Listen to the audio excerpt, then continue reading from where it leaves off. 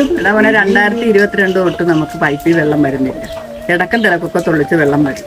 മഴ പെയ്ത് കഴിഞ്ഞാൽ മുറ്റത്തും വെള്ളം, പറമ്പിലും വെള്ളം, വഴിയില്ല നടക്കാനായി. കുടിവെള്ളമാണ് ഇല്ല എന്താണ്. പിന്നെ ഇങ്ങനെ മഴക്കാലം പറയുമ്പോൾ എടുത്തു വെക്കണ വെള്ളത്തിലാണ് ഈ കഴിഞ്ഞുകൂടി പോണത്. 6 മാസം കായൽ ഉപ്പില്ലാത്ത വെള്ളം, 6 മാസം കായൽ ഉപ്പ് വെള്ളം. ചത്താലും കൊള്ളാൻ ജീവിച്ചാലും ഒരു സർക്കാരും ഇല്ല തിരക്കാനായിട്ട്, ഒരു മനുഷ്യനും ഇല്ല തിരക്കാൻ. ഇതുവരെ തിരക്കിയിട്ടുമില്ല, തിരക്കത്തുമില്ല. ഈ ക്യാൻസർ പേഷ്യൻ്റാണ് ഞാൻ, അല്ല വേറെ ആരുമല്ല. ക്യാൻസർ രോഗിയാണ്.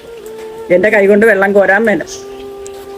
പിന്നെ ഇനി പറഞ്ഞവർക്കും കൂടുതൽ വിഷമിക്കുക. കാരണം ഞാൻ പറയുന്നു, പല സ്ഥലത്തും പോയി കയറി ഇറങ്ങി, കളക്ടറേറ്റ് വരെ പോയി.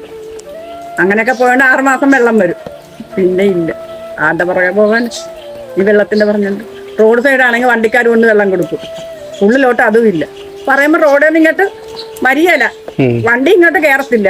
ഈ പെരാമ്പഴത്ത് റോഡെ കൊണ്ട് വെക്കാനൊക്കെ അത് പറ്റത്തില്ല. ഉള്ള സ്ഥലത്ത് താമസിക്കാനൊക്കെ ഉള്ളല്ലോ.